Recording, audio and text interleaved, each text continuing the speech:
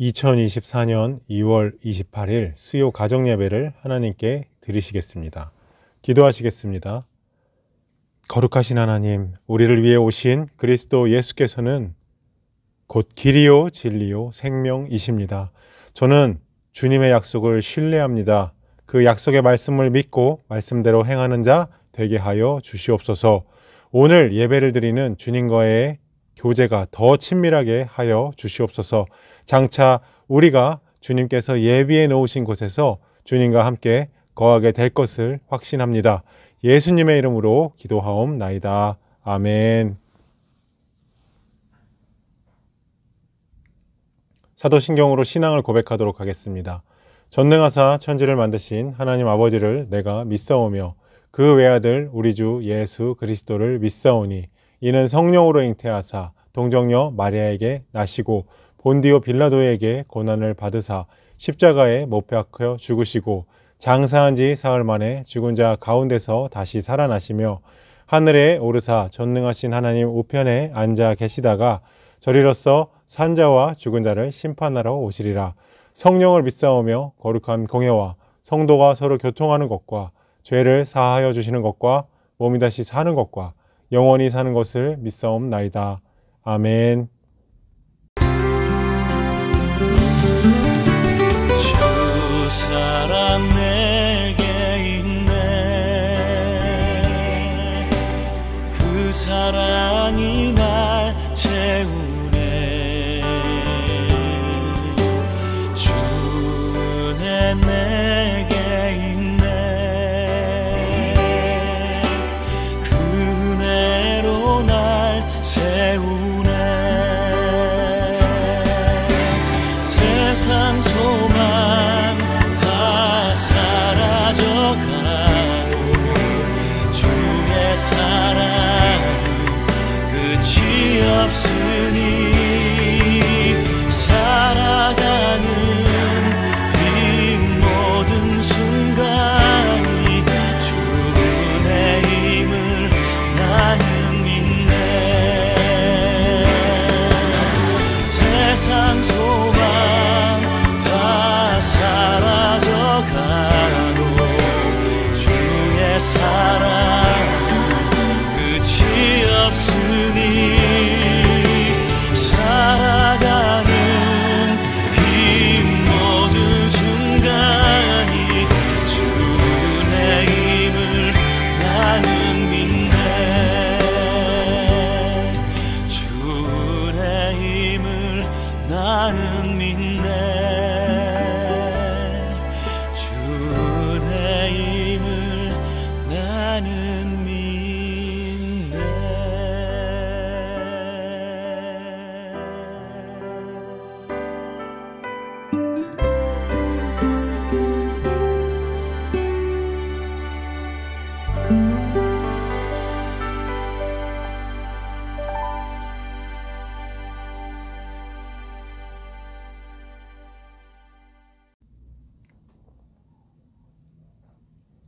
오늘 우리가 살펴볼 본문은 기드온과 300용사가 미디안의 연합군을 초전박살내고 승리의 개가를 부른 이후의 상황입니다.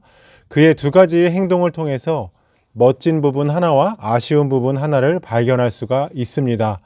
그가 승리한 후 처한 상황은 우리가 깊게 참고해야 할 도전이라고 할 수 있습니다. 이제 기드온이 성경의 길이 남을 만한 전쟁을 수행하고 전능하신 하나님의 능력으로 승리를 얻어냈습니다. 그 엄청난 숫자를 자랑하던 미디안 족속은 이스라엘 앞에서 엄청난 패배를 맛보고 뿔뿔이 도망치고 말았습니다. 이렇게 전쟁에 승리하자 에브라임 지파 사람들이 기드온에게 나와서 따지기 시작합니다. 에브라임 지파는 불만이 있었습니다. 전쟁에 에브라임을 공식적으로 부르지 않았다는 것입니다.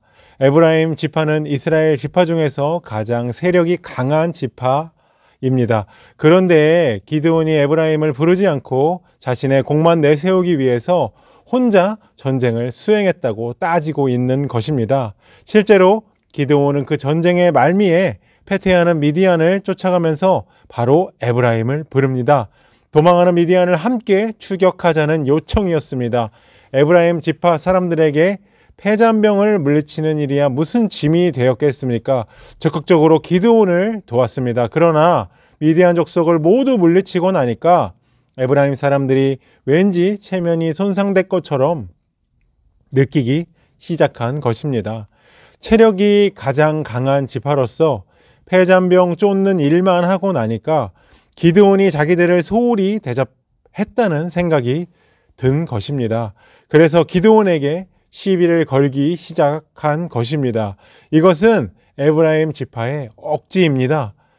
기드온이 이웃집과 싸운 것도 아니고 분명히 므낫세와 아비에셀 족속, 아셀, 스불론, 납달리 지파가 전쟁에 참여한 큰 일이었던 것입니다. 물론 미디안의 대규모 군대 이동도 있었습니다. 어떻게 이 일이 에브라임 지파에게 들리지 않았겠습니까? 틀림없이 에브라임 지파는 전쟁의 발발 소식을 알고도 모른 척 했을 가능성이 아주 큽니다. 그렇다면 에브라임 지파의 심사가 참으로 고약하다는 것을 알 수 있습니다. 그들은 전쟁에 돌아가는 꼴을 보다가 예상외로 뭔가 기드온에게 유리하게 돌아가는 상황이 되자 느닷없이 전쟁에 뛰어들어 자기들을 처음부터 부르지 않았다고 생떼를 쓰고 있는 것입니다. 전리품을 나눠 갖고 싶은 심사라고 하지 않을 수가 없습니다. 아마 저 같았으면 에브라임하고 한바탕 따지고 했을 것인데, 그러나 놀랍게도 기드온은 너무나도 지혜롭게 이 상황을 처리해냅니다. 그것이 오늘 우리에게 주는 첫 번째 교훈입니다. 불평을 하는 에브라임 지파를 잘 처리하는 기드온의 리더십이 참으로 멋지게 드러나 있는 것입니다. 그는 에브라임 지파에게 이렇게 대답합니다. 2절 3절을 보시면 기드온이 그들에게 이르되 내가 이제 행한 일이 너희가 한 것에 비교되겠느냐? 에브라임의 끝물 포도가 아비에셀의 만물 포도보다 낫지 아니하냐? 하나님이 미디안의 방백 오렙과 스웹을 너희 손에 넘겨주셨으니 내가 한 일이 어찌 능히 너희가 한 것에 비교가 되겠느냐 하니라. 기드온이 이 말을 하매 그때에 그들의 노여움이 풀리니라 라고 말하고 있습니다. 그는 참으로 슬기로운 비유로 에브라임을 달래서 이스라엘 자체의 내분 위기를 무사히 넘깁니다. 아비에셀은 기드온이 살던 지역입니다. 기드온은 자기가 한 일이 아무리 대단하다고 해도 에브라임이 한 일이 더 대단하다고 에브라임을 치켜 올리고 있는 것입니다. 자기 주장을 내세우기보다는 먼저 남의 입장을 이해해주고 더 나보다 낮게 여겨주는 말 한마디가 다툼을 해소시키는 모습을 볼 수 있습니다. 우리는 어떻습니까? 기드온은 유순한 말과 겸손한 태도로 다른 사람들을 세워주고 높여줄 때 다툼이 해소되면서 좋은 결과를 가져온다는 사실을 확연히 보여주고 있습니다. 그러나 지혜롭게 다툼을 정리했던 기드온이 이상하리만큼 공격적인 태도를 보이는 모습도 살펴볼 수 있습니다. 4절에 보시면 기드온과 그와 함께한 자 300명이 요단강에 이르러 건너고 비록 피곤하나 추격하며 라고 말씀을 하고 있습니다. 무슨 소리냐면 싸움에 지칠 대로 지쳤지만 마지막 남은 전쟁을 수행하기 위해서 열심히 적을 따라갔다는 것입니다. 그러나 그가 숫곳에 이르렀을 때 숫곳 사람들이 그에게 이렇게 대답을 합니다. 그가 숫곳 사람들에게 이르되 나를 따르는 백성이 피곤하니 청하건대 그들에게 떡덩이를 주라. 나는 미디안의 왕들인 세바와 살문나의 뒤를 추격하고 있노라 하니. 기드온과 300용사가 미디안의 두 왕을 계속 쫓다가 숫곳이라는 곳에 도달했습니다. 기드온은 그곳 사람들에게 자기의 처지를 이야기하면서 음식을 요청합니다. 그러나 숫곳 사람들은 기드온을 비웃습니다. 그러면서 6절에 이렇게 이야기하고 있습니다. 숫곳의 방백들이 이르되 세바와 살문나의 손이 지금 내 손 안에 있는 거냐? 어찌 우리가 내 군대에게 떡을 주겠느냐 하는지라. 그러자 기드온이 벌컥 화를 냅니다. 7절에 보시면 기드온이 이르되 그러면 여호와께서 세바와 삶은 나를 내 손에 넘겨주신 후에 내가 들가시와 찔레로 너희 살을 찢으리라 하고, 그가 분우엘이라는 곳에 도착해서 또 기드온은 같은 요구를 합니다. 너무나 화가 나서 숫곳을 떠나 분우엘이라는 곳에 도착해서 기드온은 같은 요구를 합니다. 먹을 것은 좀 달라고, 내 백성이 지쳤으니 내 군대에게 먹을 것을 달라고 요구했을 때 그곳 사람들 역시 기드온의 도움 요청을 거절합니다. 화가 난 기드온은 분우엘 사람들에게 가시가 돋친 말을 합니다. 9절에 보시면 기드온이 또 분우엘 사람들에게 말하며 이르되 내가 평안히 돌아올 때에 이 망대를 헐리라 하니라. 기드온이 숫곳 사람과 분우엘 사람들에게 가시돋친 말을 하면서 그들을 저주합니다. 기드온이 처음에 자기에 대해서 무엇이라고 말했습니까? 처음 여호와의 사자를 만났을 때 기드온은 하나님에게 나는 므낫세 지파 중에 아주 작은 자입니다. 나 같은 자가 어찌 전쟁을 할 수 있겠습니까? 하나님의 전쟁에 내가 어떻게 참여할 수 있겠습니까? 이렇게 겸손하게 납작 엎드렸던 사람입니다. 이랬던 기드온이 전쟁에 승리하고 나서는 전쟁을 정리하는 과정 속에서 지방 사람들에게 위협과 공포를 주는 존재가 되어가고 있음을 살펴볼 수 있습니다. 이제 힘을 얻었다고 얻은 힘으로 다스리겠다는 처세는 결국 원수를 원수로 낳게 되는 결과를 가져오게 되는 것입니다. 하나님께서는 오늘 미디안을 처리했던 기드온의 양면성을 보여주고 계십니다. 하나는 다툼을 진정시키고 평화를 이끌어내는데 성공하는 모습이었고, 또 하나는 오히려 다툼의 주인공이 되어 아쉬움을 남기는 모습을 보여주고 있습니다.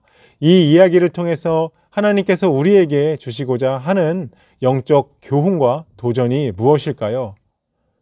화장실을 들어갈 때와 나올 때의 마음이 다르다고, 우리 또한 무엇인가 성취하고 난 후에는 처음에 겸손한 마음을 잃어버리고 그것을 까먹고 있을 때가 너무나도 많이 있습니다.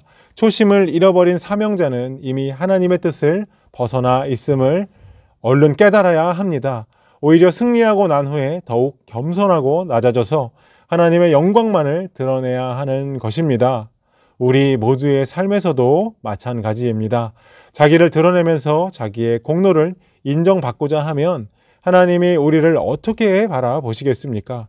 내가 최선을 다하고 고생했다는 생각이 들어도 잠잠히 하나님께 영광을 돌리며 하나님께서 할 수 있게 능력을 주셨음을 감사할 수 있어야 진정 하나님의 자녀라고 생각을 합니다. 하나님이 이 모든 것을 주셨습니다. 그래서 이렇게 우린 고백해야 합니다. 하나님이 모든 것은 주님의 것입니다.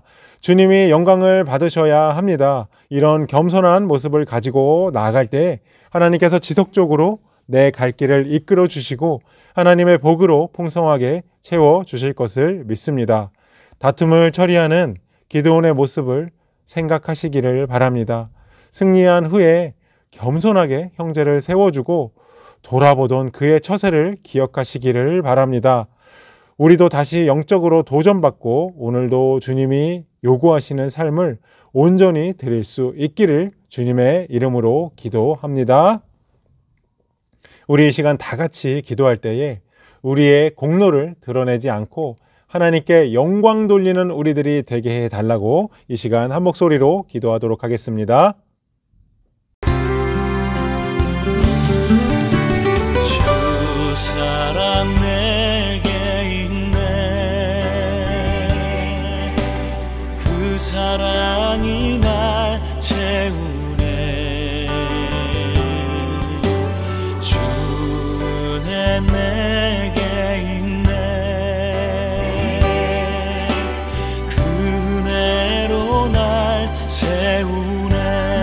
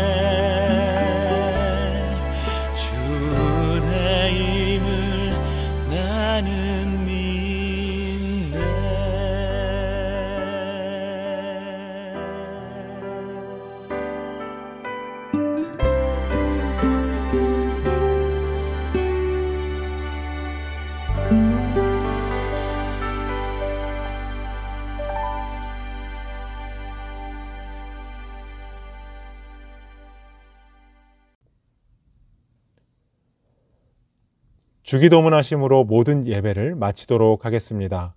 하늘에 계신 우리 아버지여, 이름이 거룩히 여김을 받으시오며 나라가 임하옵시며 뜻이 하늘에서 이룬 것 같이 땅에서도 이루어지이다.